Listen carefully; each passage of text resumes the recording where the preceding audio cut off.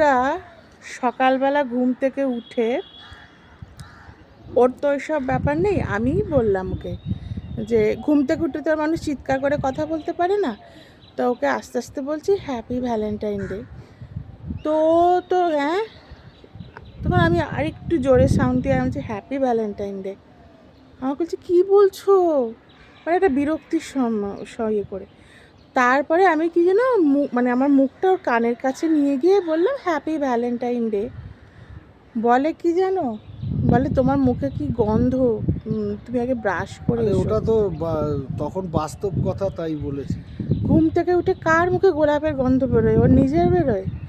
একটা আজকে ভালোবাসার দিন, আজকে একটা ভালোবেসে একটা কথা মানুষকে বললাম, বলে তোমার মুখে গন্ধ।